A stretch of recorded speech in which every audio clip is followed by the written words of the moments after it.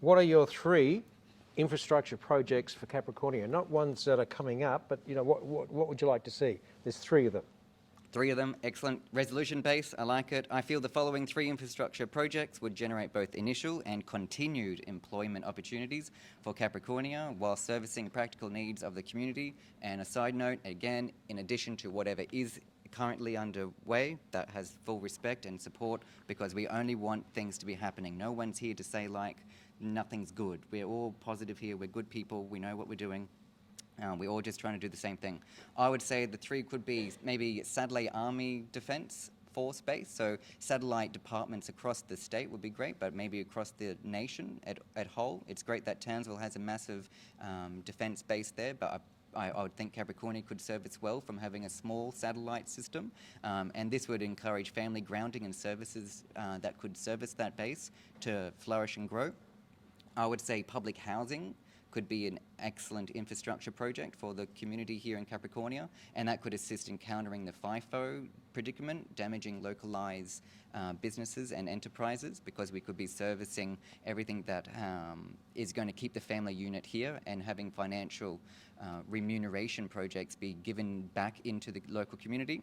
Integrated retirement village would be another project that I would like to see happening, and that could promote and nurture care settings that address homelessness. As we mentioned earlier, the average homeless is a 55-year-old woman. That's unfortunate, but it's statistical, and it just coughed me up because my mother is just in that age bracket right now, and she just reminded me of it later today.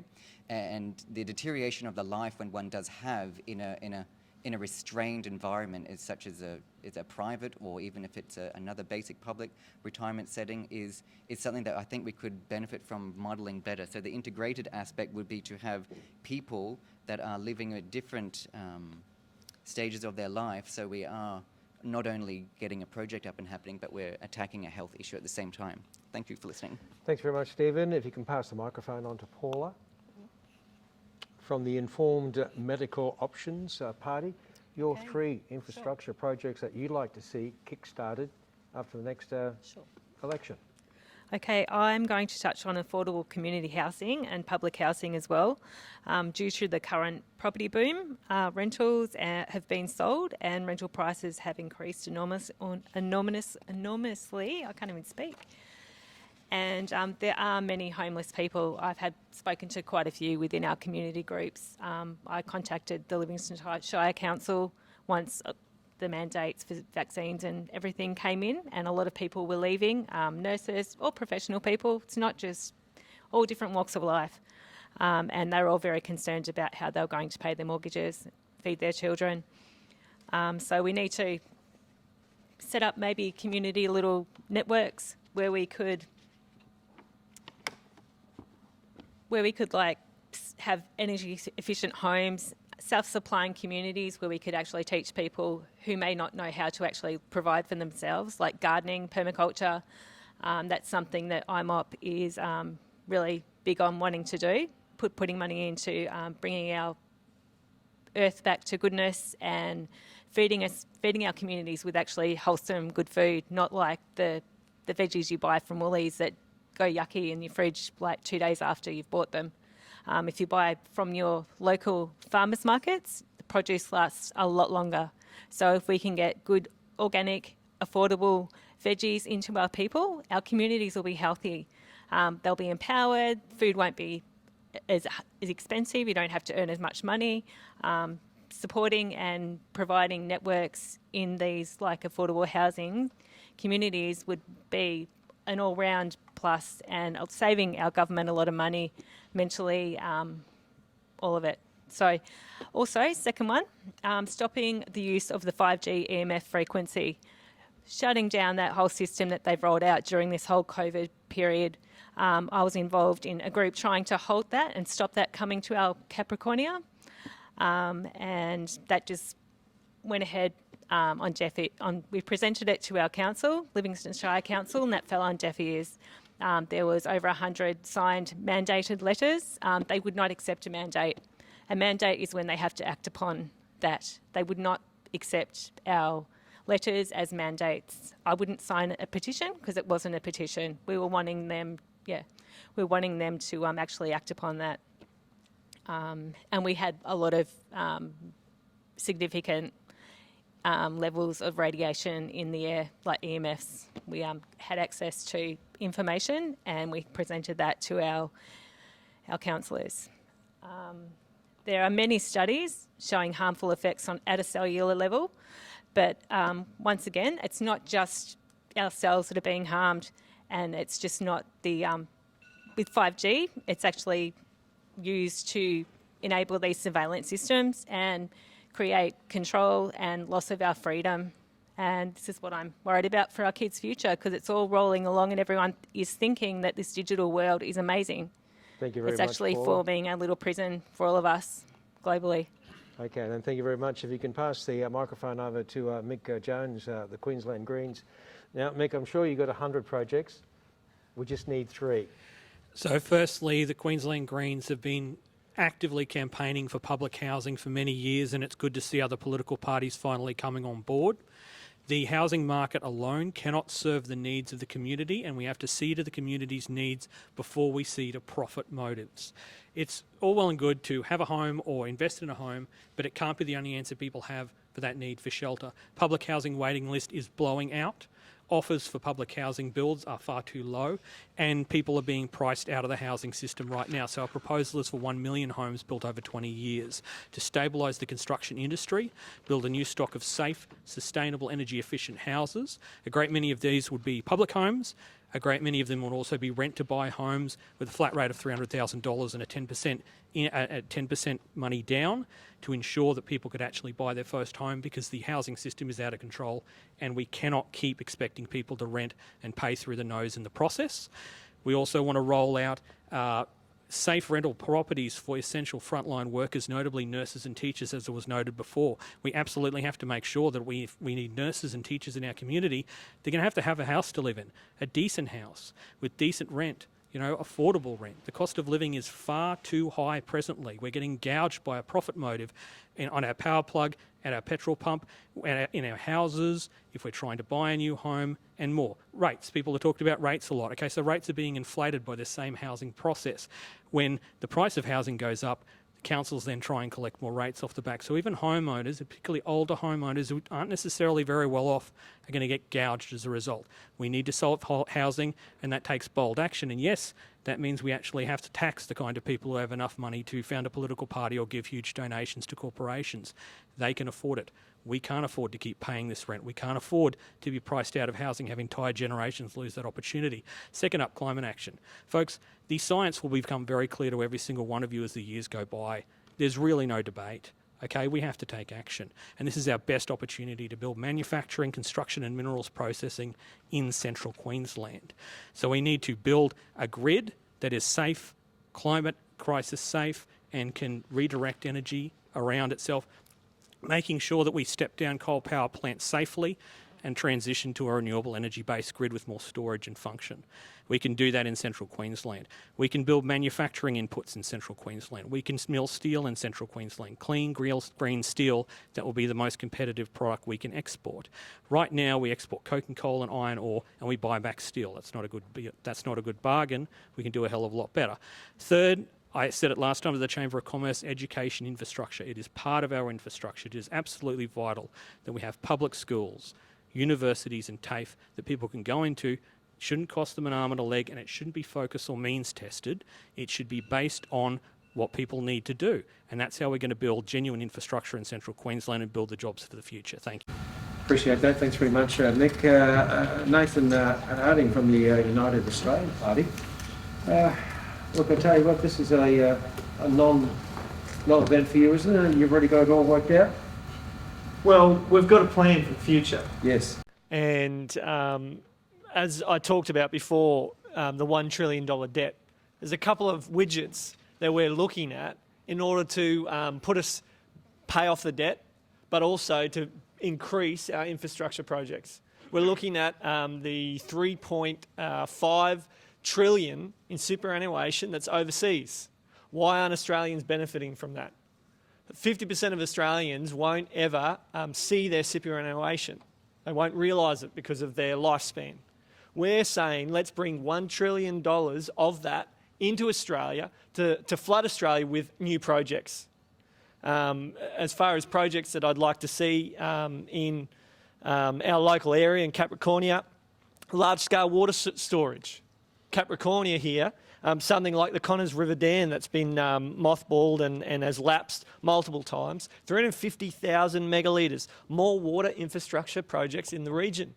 We've got good rainfall here, but it all goes out to sea.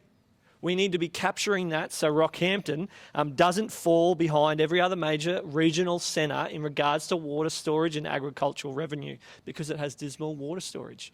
Well, we want to fund multiple projects through bringing back the superannuation.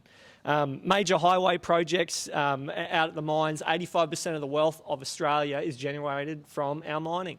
Well, that should be represented on the roads that my brother-in-law uses when he travels back after his shifts. And all our miners out there thinking about road safety for all our users. But the other infrastructure project, which will, by paying off the debt, bringing back that superannuation, it's going to free up money for us to invest directly into hospitals, not to go through the states, but for us in central Queensland, in Capricornia, let's fund our hospitals and our health services directly and let them choose, because let's trust them. Why don't we just trust the people in the regional areas to do that? But I want to bring it back to, again, there's $1 trillion debt. If I don't have a house, or if I'm going to face losing my house, I'm less interested in what projects are on the go. So we're saying regional tax cut of 20% for anyone 200 kilometres out of a capital city. Let's stop provisional tax for small businesses. So rather than just getting taxed in the middle of the year, let's put it at the end of the year when you've made your profits.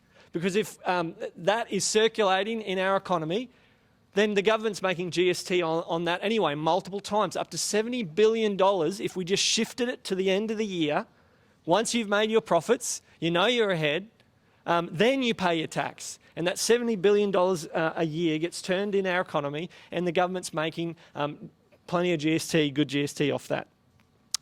We want to fix home loan interest rates at 3% for 5 years. And I'm putting that in there because it's not doom and gloom. There's one party that has an economic plan. And I'm saying vote United Australia Party and you'll see something that we haven't seen before, as Gladiator once said. I think that was out of a movie. That's what it's all about, tax cuts and everything else. Michelle Landry, if you can listen to the question, 3 infrastructure projects for Capricornia. I know you've got your hands full with highways and airports and everything else and dams, but what about those other 3 projects on the back of your mind? Well, probably one of the major water projects is Urana Dam, and I do agree with the Connors River Dam, but you've got to get these things through one at a time, as we got Rookwood through, because the state government are the ones that have to sign off on this, and I'll tell you what, you've got to drag them kicking and screaming to get on board with these water projects. So we've got $485.3 million sitting there for Urana Dam, waiting for the state to sign off on it, and that includes Hells Gate further to the north as well. And you know that is it's a 970 gigalitre dam, 200 kilometres of pipeline, and would lock 103 gigalitres of water. Just imagine what that would do between Collinsville and Mackay. It's just absolutely incredible. And working with the Indigenous people as well along there. In Yeppoon, we've got we'd put $20 million towards the Keppel Bay Sailing Club to build a wonderful convention centre there on the foreshore, and $13 million for the Yeppoon Aquatic Centre. So very keen for those to get going. But a big project that I've been working on with Council and Central Queensland University is a sporting precinct. And you know, one of the best meetings that I've ever had in this area was for people to come along and talk about the Olympics in 2032, how every sporting organisation and group could get together, work with the 3 levels of government, and I have had the 3 levels of government there, and it was a great meeting with all these sporting groups. So we're moving along with that, and that's in early stages, so I think that's really important. But it was also mentioned about a military precinct.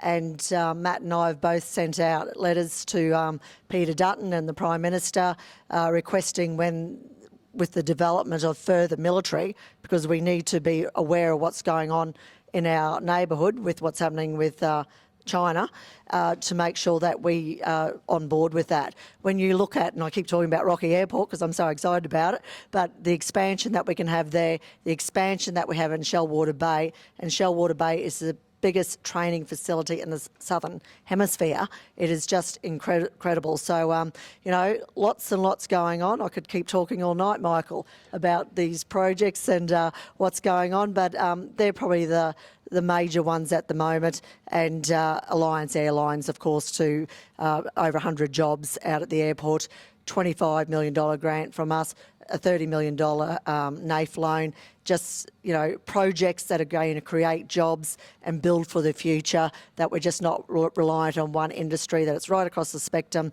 and this is job for future generations. Fantastic. Michelle Landry, LNP. Now, I know he's frothing at the mouth. Who are we going to give the microphone to? I think it's in Russell Robertson's hands already. He's got a few things to say. Mate, the 3 projects that you want to see get off the ground that haven't got off the ground yet. All right, MJ, I'll be as quick as I can. I know it's getting late. Of course, I think, and the first part of the panel's already touched on it, it's the social housing, something that we've already identified with the completion or the finishing up of this current federal government's for the NRAS scheme. We're going to see upwards of 1,000 people put out onto the streets. We've already got a social housing crisis. We've already got a housing crisis in CQ. And that's why Albanese Labor government would produce the $10 billion in social housing. That means more housing. That means making sure that we've got people somewhere to live, those people who are at risk, so that we can try and make sure the rental rates, as we know, it doesn't matter whether you're in Rockhampton, Yeppoon or further up in Sarina, are abysmal. It means that you simply can't get anywhere to live. That's going to put a lot of our at-risk peoples in our community out on the streets, and that will increase crime. It increases the lack of livability in our community simply because people are struggling with somewhere to live. On top of that, with that program, it will deliver jobs. It will deliver training. Something, no doubt, the theme that's come through tonight. It's to make sure that we've got people and we're training people for careers and vocations as they move forward. It's no use just sending people out on the street. That's super important. And also protecting the vulnerable people of our community. And again, Steve's already touched on the fact that his mother. So I'm concerned that that's the level and members of our community who are at risk. The second piece I see is a convention centre in Rockhampton. I think we're missing out on a lot of business. I've spoken to the local council about the importance of a convention centre here in Rockhampton with the airport, the ability to fly in large groups and making sure we can access a first-rate facility here in Rocky. That's something I've been speaking to the local council about, something that I want to try and push as well. And I think one of the third projects is an upgrade of the Bruce Highway. We've seen a touching on the ring road, but we need those highways. It's about safety. Nathan touched on, I am one of the miners, Nathan, that travels on those roads. I know the importance of safety. I know the importance of road upgrades. And I know that it's important that we get that right for continuity, for production. And it doesn't matter whether you're in the mining industry or in the agricultural industry, an upgrade of the Bruce Highway is what brings prosperity to our region. And it also makes it safer. So it's more jobs, it's more production and a safer community. That's what I really want to see. Thanks. Thanks very much, Russell. Kylie, One Nation, your 3 projects that you'd like to get ticked off. I'm going to go number 1 with you, Russell. Bruce Highway. My God, I travel this road a lot. And every time I travel it, I curse it, especially when I'm listening to radio late at night and they start talking about where everyone's pouring money into, and it might be footy stadiums or entertainment or something, and I just think, are you kidding me? Like, I'm going to be killed on this place soon. You know, our region from, I think it's Homebush down through to Rockhampton is the most dangerous stretch of the Bruce Highway and one of the busiest. We have the least number of overtaking lanes, and the things that I see, especially during times of heavy traffic, are simply incomprehensible. And a combination of impatience, bad roads, trucks, and nowhere to overtake is a very, very deadly mix. And I'd also add to that, though, and we would actually commit to funding, working with all levels of government, to increase the number of sealed roads in the western part of the Capricornia electorate especially as well. There's too many dodgy dirt roads out there. Water. Everyone's mentioned water. That's great. We're very, very big on that as well. But I'd really, really hope that it actually goes through in the next 3 years rather than just being a pre-election announcement 8 weeks out from the election date. Our water has been privatised and it's currently 20% of it is foreign owned. And we will build new water infrastructure projects, including dams, and increase the supply to Australian farmers and our growing nation. Communications. Many farmers are now implementing technologies that require the use of Wi-Fi to increase productivity and the use of their time. For example, they're using CCTV and Wi-Fi technologies out to monitor fence lines and water troughs and things like that. We're talking massive stations out here that are bigger than most small towns. And so this is saving time for property owners. They don't have to travel around a whole perimeter to go and see where the fence line's broken. They can actually see this stuff now. But then there's also the issue, and so you need proper communications out there. You need good Wi-Fi. We need more towers out there to be able to install those communications and those technologies for our agricultural businesses.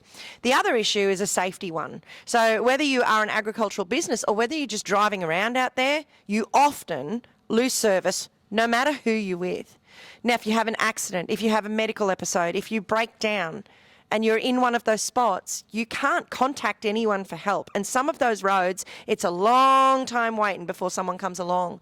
And when you're talking about our farmers, who are the very backbone of this country and industries, they, if they have some kind of accident, quad bikes roll, some medical episode out there on their own, anything like that.